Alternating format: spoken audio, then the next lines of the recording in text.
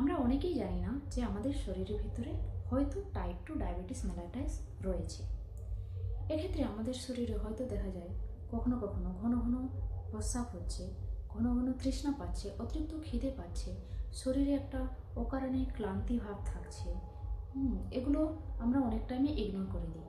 কিন্তু আপনাকে বলে দিই, এগুলোই হচ্ছে টাইপ 2 ডায়াবেটিস মেলাইটাসের একটা ওয়ার্নিং সাইন।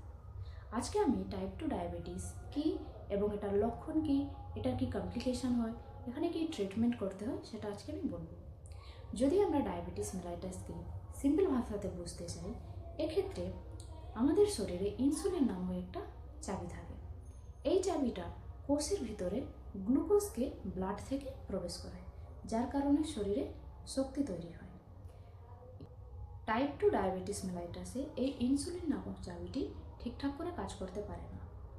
এটি কোষের ভিতরে সঠিকভাবে গ্লুকোজকে প্রবেশ করাতে পারে না, অর্থাৎ এক্ষেত্রে একটা ইনসুলিন রেজিস্ট্যান্স তৈরি হয়, যার কারণে ব্লাডে গ্লুকোজের লেভেল বেড়ে যায় এবং বিভিন্ন ধরনের কমপ্লিকেশান শুরু হয় এবং টাইপ 2 ডায়াবেটিস মেলাইটাস সৃষ্টি হয়। টাইপ 2 ডায়াবেটিস মেলাইটাসে কী কী লক্ষণ দেখা যায়? এক্ষেত্রে প্রথমেই হচ্ছে ঘন ঘন প্রস্রাব পাবে, অতিরিক্ত তৃষ্ণা পাবে এবং অতিরিক্ত খিদে পাবে এবং শরীরের ভিতরে একটা দুর্বলতা এবং ক্লান্তি ভাব থাকবে। মানুষের ক্ষত জায়গা সহজে সারতে চাইবে না এবং শরীরের ভিতরে বিভিন্ন ধরনের ইনফেকশন গ্রো করতে পারে। এক্ষেত্রে আসছি, এটা কাদের ক্ষেত্রে বেশি হয়? এটা মূলত বয়স্কদের ক্ষেত্রে বেশি হয়, যেমন 40 বছরের ওপরে মানুষের ভিতরে যাদের বডি ওয়েট প্রচণ্ড বেশি এবং যারা শারীরিক পরিশ্রম খুব কম করে, তাদের ক্ষেত্রে কিন্তু এই টাইপ 2 ডায়াবেটিস দেখা দেয়। এটা কিভাবে আমরা ডায়াগনোস করব? প্রথমত ব্লাড টেস্ট করা হয় কিছু। এখানে ফাস্টিং ব্লাড গ্লুকোজ লেভেল, যেটা 126-এর বেশি থাকে, এবং পিপিবিএস অর্থাৎ post prandial blood glucose level 200 মিলিগ্রামের বেশি থাকে এবং HbA1cটা 6.5-এর উপরে থাকে। এবার আসছি, দীর্ঘদিন যদি আমরা টাইপ 2 ডায়াবেটিস নিয়ে থাকি, তাহলে কী কী কমপ্লিকেশানস আসতে পারে?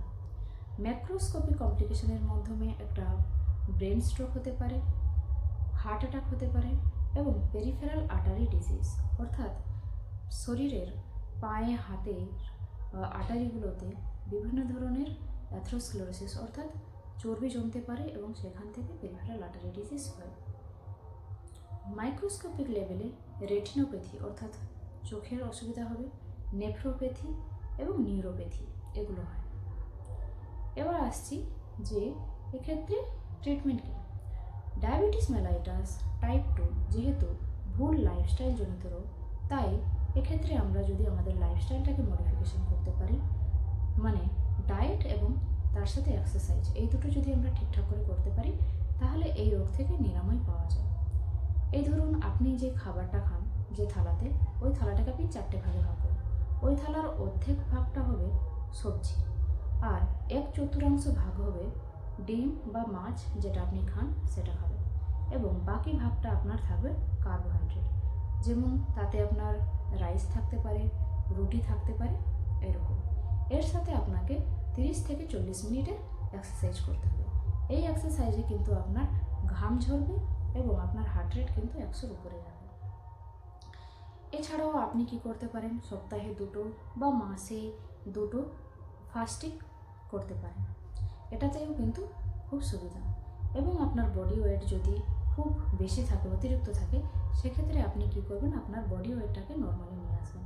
তাহলে কিন্তু ইনসুলিন রেজিস্ট্যান্সটা অনেক ক্ষেত্রেই সেরে যায় এবং আপনার কিন্তু আর মেডিসিনের ওপর ডিপেন্ড হয়ে থাকতে হয় না। এবার ধরুন কারোর ক্ষেত্রে সুগার লেভেলটা যদি খুবই হাই হয়ে যায়, সেক্ষেত্রে আমরা প্রথমে মেটফর্মিন মেডিসিন দিয়ে স্টার্ট করি। তার 3 মাস পর আমরা HbA1c চেক করি। ওটাতে যদি HbA1c 9.5-এর বেশি থাকে, সেক্ষেত্রে আমরা তাকে ইনসুলিন দিই। আর যদি 7-এর উপরে থাকে, সেক্ষেত্রে আমরা মেটফর্মিনের সাথে অন্য কোনো অ্যান্টি ডায়াবেটিক ওষুধ যেমন গিলমিপ্রাইড এগুলো অ্যাড করি। সর্বোপরি এটাই বলবো, ডায়াবেটিস মেলাইটাস আসলে কোনো রোগ না।